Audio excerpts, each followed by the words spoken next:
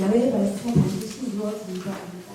하늘에서 쏟아지는 비, 내리는 눈이 하늘로 되돌아가지 아니하고 땅을 흠뻑 적시어 싹이 돋아 자라게 하며 씨 뿌린 사람에게 씨앗과 먹을 양식을 내주듯이 내 입에서 나가는 말도 그 받은 사명을 이루어 나의 뜻을 성취하지 아니하고는 그냥 나에게로 돌아오지는 않는다. 아멘. 친구 목사 중에 한 명이 제가 이제 저뿐만 아니라 몇 명 그 지인들과 더불어서 이 친구가 한 몇 년 전부터 2주에 한 번씩 편지를 보내주는 친구 목사가 있습니다. 그러니까 자신이 읽었던 책이나 뭐 이런 것뿐만 아니라 성경과 관련되어진 자신의 견해 뭐 이런 것들, 그리고 여행하면서 느꼈던 것, 이런 것들을 이제 몇 사람들에게 편지를 써서 보내주는데 타이프 이렇게 치지 않고, 타이프가 아니라 뭐라고 그러나요?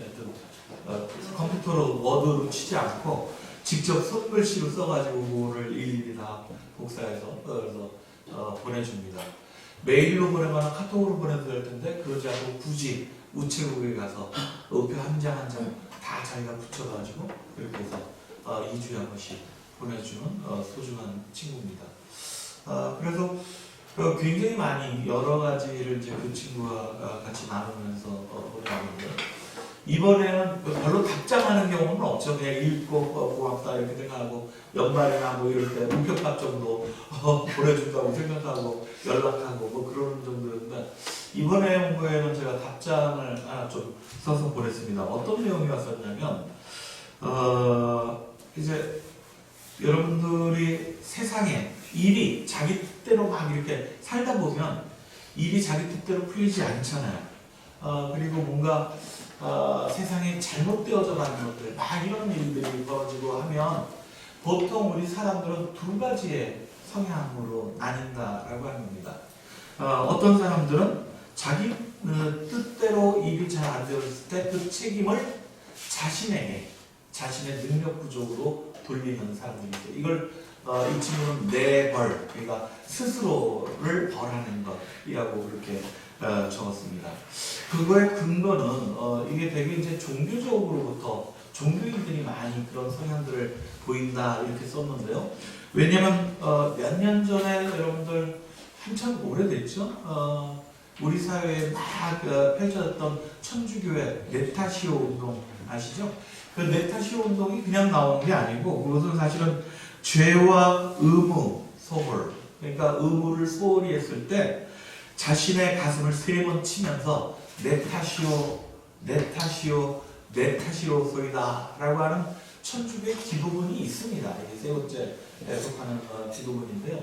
그러니까 천주교에서 이 내 탓이오라고 하는 이런 운동을 자기 성찰이면서도 이 친구의 표현대로 내적인 벌, 스스로에 내주는 벌, 이것을 이제 고백하는 죄책 고백의 하나이지요. 그러니까 뭔 집안의 일이 잘못되든 뭐가 됐든 막 이런 것들이 자기의 탓으로부터 시작되어지는 것이니까 되게 이런 일들을 하는 사람들은 잘못하면 이 측면이 강하게 되면 실업이라든지 또는 자기가 가난하게 사는 문제라든지 이런 것들을 너무 자신을 비약해서 자신의 책임으로 돌리다 보면 극단적인 선택을 하기도 하는 그런 경향들이 있습니다.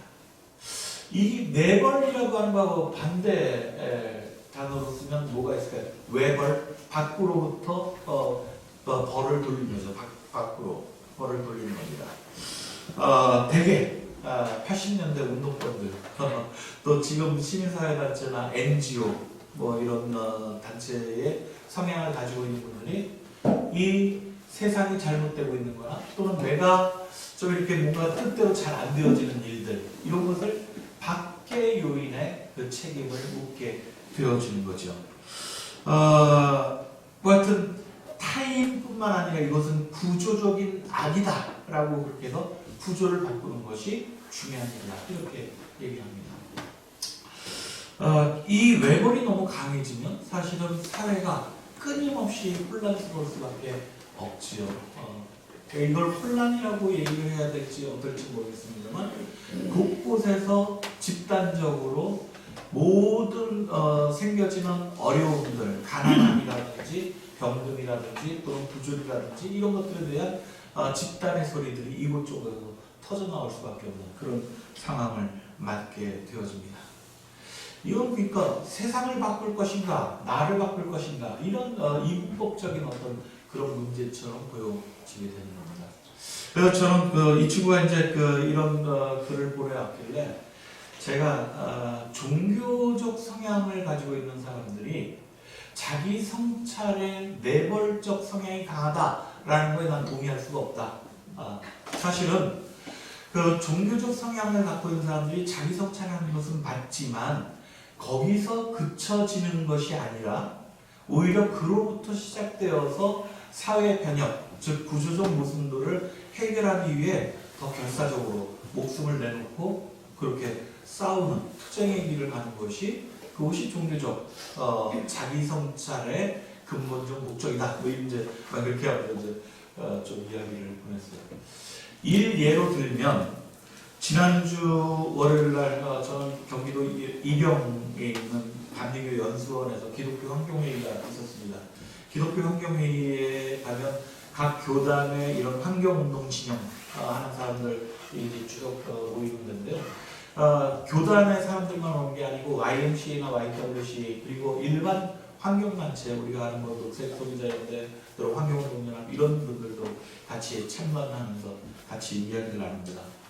근데 그분들이 일반 사회단체 환경운동단체의 사람들이 자신들이 나중에 이야기를 하는데 종교 특히 이제 기독교 환경운동을 하시는 분들한테 참 고맙다. 그동안 참 오해를 했는데 고맙다 이런 얘기를 해요. 왜 그러냐면 자신들은 이미 사대강이라든지 탈핵이라든지 여러 가지 환경 지역에서 일어나는 설악산 케이블카 문제 무슨 여러 가지 문제들에 좀 하다가 정부가 바뀌고 나서 사실은 제대로 하지 못했는데 그런 일들을 다 손떼고 그랬는데 종교단체에서는 그런 거와 전혀 상관없이 끝까지 그 일들을 추진하더라.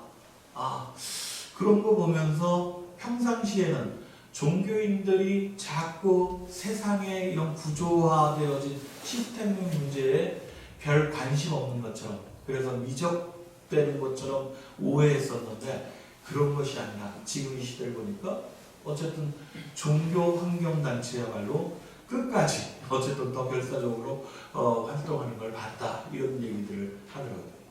당연히 그렇죠. 오늘 본문의 말씀을 다시 한번 볼까요? 제가 이 얘기를 앞에 서두에 좀 길게 했었던 것은 바로 오늘 본문의 말씀 때문입니다.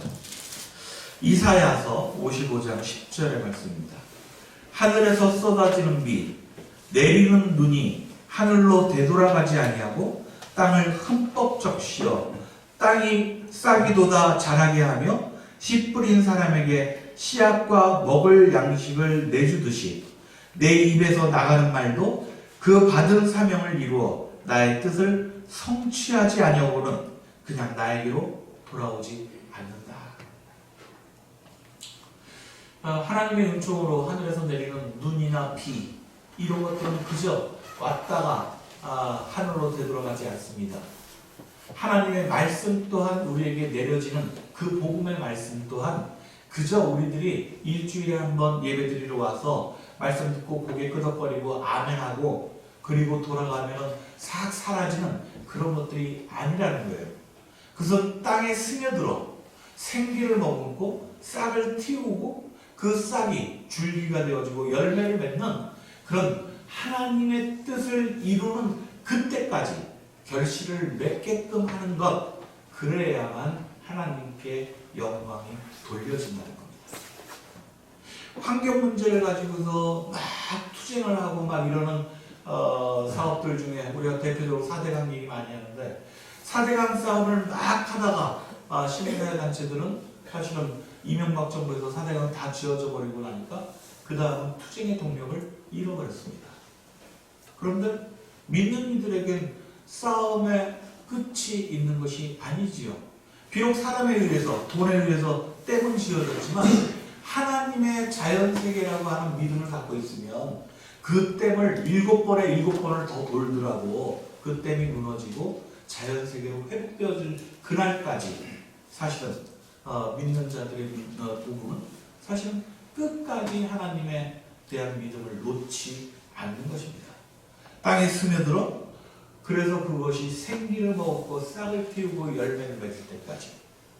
그래서 종교 활동가들이 더 뭔가 내재적으로 내 탓이요라고 하는 것으로 사회 구조 변화에 대해서 그 변화에 대해서 무감각하다라고 하는 것은 철저하게 오해로 빚어진 결론이다. 이렇게 이제 저는 이야기를 했습니다. 어제 새벽이죠. 어제 새벽에 여러분들 상주에서 영천으로 가는 그 고속도로에서 블랙 아이스 들어보셨나요? 그 고속버스와 화물차 막 이런 트레일러 이런 것들이 연쇄 추돌 사고가 나서 어제 새벽입니다. 바로 다른 날도 아니고 7명이 사망했습니다. 32명이 중부상을 입었습니다. 뉴스를 통해서 나오는 화면은 끔찍합니다. 근데 이런 연쇄 추돌이 왜 일어났냐? 좀 아까 말씀드린 것처럼 블랙 아이스. 어떤 거죠? 블랙 아이스가? 도로에 얼음이 살짝 오는 거예요. 그 전날 비가 좀 왔었잖아요. 네.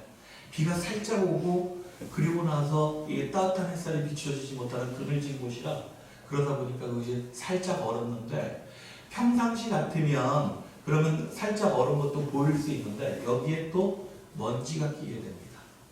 우리나라 뭐 비 오고 난 다음에 또 항상 미세먼지 그러니까 먼지가 끼게 되면 도로하고 전혀 구별할 수가 없어요. 그냥 얼어있는 도로라고 생각하지 못합니다.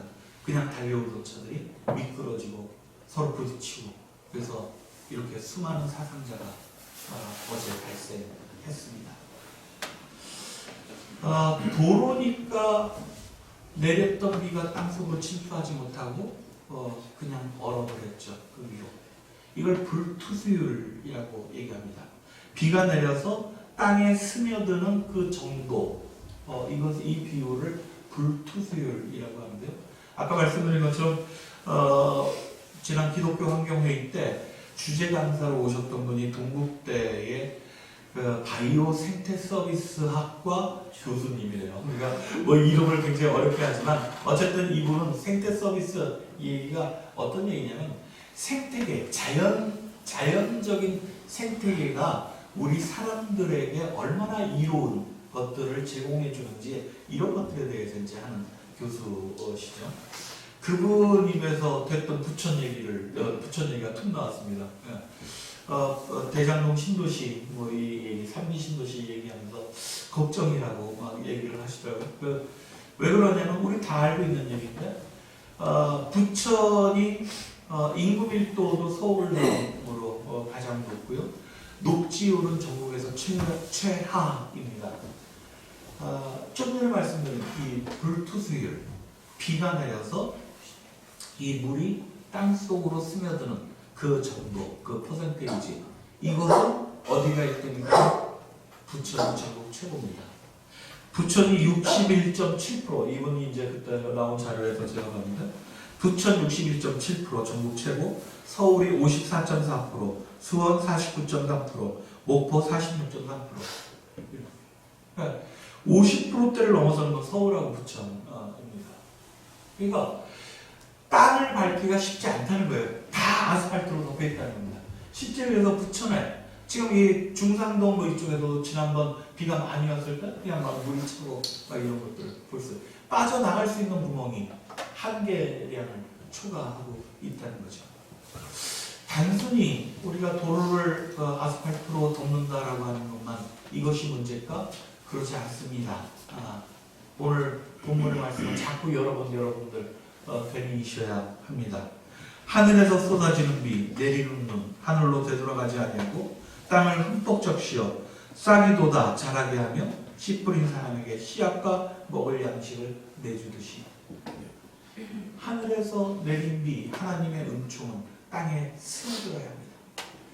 땅에 잇대어 살아가는 모든 생명들은 땅에 스며든 물기를 머금어야만 그것을 자양분으로 자기의 싹을 틔울 수 있습니다. 즉 생명을 살리는 유일한 것, 그것을 사람들의 더 빠른, 더 편리함, 더 풍요로움이라고 하는 탐욕 때문에 자꾸만 그 은혜가 땅속으로 스물지 못하게 포장해버리니까. 그러니까 우리가 사는 세상은 도시는 열성화 현상이 일어나고 그리고 이 도시는 자꾸만 더 재앙적 생명이 자랄 수 없는 그런 세상이 되어지고 있다라고 하는 것이죠. 제가 지금 드린 말씀은 이건 환경적으로 좀 이렇게 빗대어서 말씀드렸던 거죠. 복음도 마찬가지 아니겠습니까?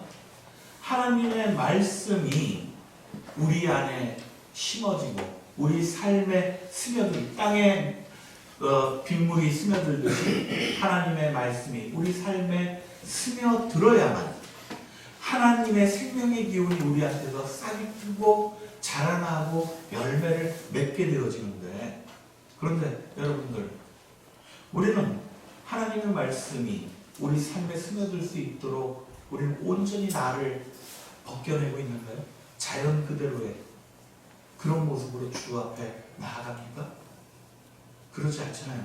나는 누구 가족의 가장이요, 또는 누구의 부모요, 또는 사회적 어떤 지위를 가지고 있고 내가 이루어야 되는 세상의 목적과 욕망들, 이런 것들이 겹겹이 나라고 하는 자아를 감싸고 있습니다.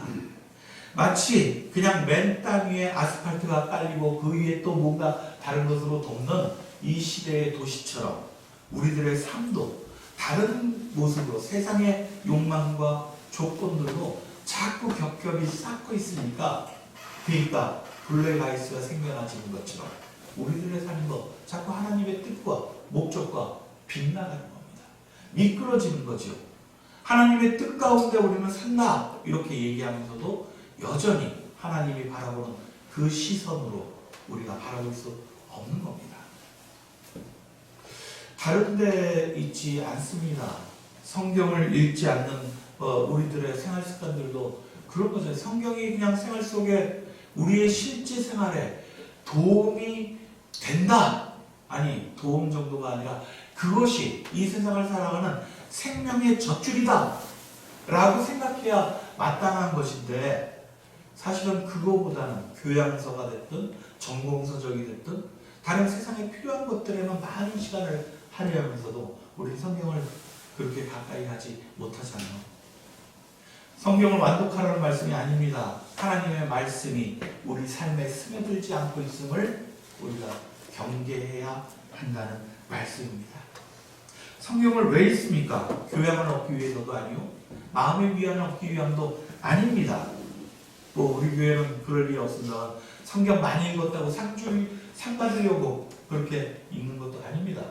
오로지 하나님의 말씀이 내 삶에 스며들어서 세상의 열매가 아닌 하나님께 영광을 돌릴 수 있는 그런 열매를 맺기 위해 우리는 성경을 읽자, 신앙 공부를 하자, 신학 서적을 하나의 참고 서적으로 우리가 삼아서 나누자, 예배를 드리자, 교회 생활을 하자, 이렇게 얘기하고 있는 거다라고 하는 거죠.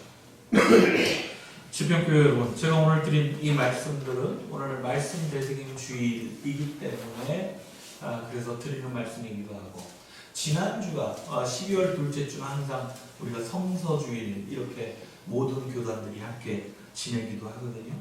오늘은 본문 말씀이, 그래서 성경 말씀이, 하나님의 복음이 우리들의 삶을 어떻게 변화시키고 있는가, 그것을 위해 우리가 애를 써야 되겠다.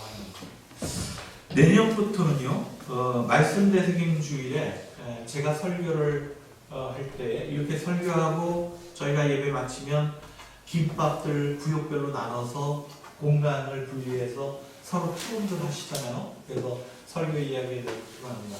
그런데 이렇게만 하니까 토론 시간에 그냥 김밥 먹으면서 참고만 있으면 그냥 지나가는 거예요. 말씀 되새김이 제대로 되고 있는지 이런 것들에 대한 훈련의 어떤 열매들이 잘 보이지 않습니다. 그래서 지난 연말 재직회에서는 어떻게 결정했냐면, 말씀 되새김 주일 설교는 목사와 평신도 설교를 같이 한다 이렇게 했습니다. 즉 목사가 한 10분 정도, 그리고 평신도 대표분이 한 10분에서 15분 정도 이렇게 설교를 두 사람이 함께 설교를 할 겁니다. 그렇게 하는데 말씀 되새김주의를 내년에 한 10번 정도를 하게 되어지죠. 그래서 한 달에 한 번씩 하는 거니까 10번 정도 하는데 오늘 그래서 말씀 끝나고 나서 구역별로 모여서 이야기 나누실 땐 어떤 주제들을 가지고 우리가 내년 말씀 되새김주의라는 서로의 신앙을 나누면 좋겠는가, 이것을 같이 토론해 주시기 바랍니다. 어떤 주제들이 있을까요? 사실은 우리는 변화된 시대를 살고 있습니다. 목사들이 단상 위에서 하는 설교들이 아무리 주제 설교를 한다고 해도 자신의 개인적 능력치를 벗어나는 이야기들을 잘 하지 못합니다. 하지만 교우 여러분들이 이 이야기를, 이 주제를 마음껏 논의하고 정한다면 자기가 속해 있는 삶의 현장으로부터 또는 세계의 여러 주제들, 이것을 열어놓고 고민할 수 있을 거예요. 지금 시대는 급하게 변하고 있습니다. 민족주의, 이것이 이 담장이 허물어지고 모든 다민족들이 함께 어울려 살아갈 수밖에 없는 그런 시대를 삽니다. 성차별이나 어떤 인종차별, 이런 차별의 벽을 넘어서서 그래서 우리 하나 되어진 그런 세상을 향해서 나아가고 합니다. 정반대로 무역장벽이라든지 이런 것들을 세워서 자신들의 민족 우선주의를 외치는 그런 현상들도 나타나고 있습니다. 성경적으로 볼까요? 기독인의 삶의 문제들을 보면 하나님이라든지 신앙이라든지 성서의 권위, 속죄, 죄의 문제, 부활, 또는 우리가 사도신경이나 이런 거 얘기하는 것처럼 신조의 문제, 기도, 또는 윤리, 상황윤리라든지 타종교에 대한 이야기, 주제는 무궁무진합니다. 그런 것들이 여러분들의 삶에 스며드는 복음의 말씀이 되어서 그런 것들을 하나하나 매듭지어서 내가 신앙적으로 성숙할 수 있는 주제는 무엇일까? 이것을 여러분이 정하시는 것이다 라고 합니다. 그래서 오늘 토론 가운데 되어지는 그런 신앙의 주제들 가운데 가장 관심이 많이 있는 10가지의 주제를 추려서, 그래서 목사가 성경적 기본 바탕을 이야기하고, 그리고 평신도 대표가 되어지신 분이 나름의 그 부분을 가지고서 또 공부하고 준비해서 신앙 간증으로 그렇게 또 설교를 같이 하게 될 것입니다. 여러분들, 앞에서 말씀드린 것처럼 우리의 삶이 하나님의 시선과 맞닿아 있지 못하고 우리들이 타고 다니는 이 자동차의 빠른 시속이 하나님의 자연세계를 오히려 겉돌고 있는 것처럼 그렇게 유리되어진 삶을 살아서는 아니 됩니다. 우리가 더욱 하나님의 창조세계를 지키고 또한 하나님의 뜻을 이루는 그리스도인으로 살기 위해서는 공부해야죠. 그것이 복음을, 우리 이 두꺼운 포장되어져 있는 삶의 두께를 뚫고 우리 영적인 삶에 바로 들어갈 수 있는 그런 하나님의 말씀을 심는 작업입니다. 대나무는 마디가 있음을 귀히 여긴다, 이런 이야기가 있죠. 대나무는 아무리 세찬 바람이 불어도 쉽게 부러지지 않습니다. 그 대나무는 중간중간 자기가 자랄 때마다 매듭을 지으면서 마디를 맺게 돼 있어요. 그 매듭, 마디를 갖고 있기 때문에 대나무는 그 어떤 나무보다 더 튼튼하게 바람을 이겨낼 수 있는 나무가 되어지는 겁니다. 우리의 신앙의 성숙도 그러합니다. 어린아이 시절에 가질 수 있는 그런 아름다운 하나님에 대한 꿈들이 청소년, 청년, 장년기를 거치면서 단단한 사회를 향한 그런 하나님의 선포, 하나님 비전에 함께 동참하는 그런 세상을 우리의 삶으로 실천하는 그런 그리스도인들이 되어야 하는 것이죠. 2020년 우리 지평의 교우들, 이 말씀 되새김주의를 통해서 저는 매듭되어지는 마디가 하나하나 맺혀서 더 하늘 높이 올라갈 수 있는 믿음의 신앙의 성장이 있기를 간절히 바랍니다. 그리고 오늘 본문의 말씀처럼 하나님의 우리 안에 스며들어 그래서 하나님이 일하시는 이 역사 속에 우리도 동참할 수 있는 그런 귀한 영광의 시간들을 맛보시기를 간절히 바라면서 오늘 이 말씀을 나눴습니다. 우리 말씀 기억하시면서 침묵으로 기도하겠습니다.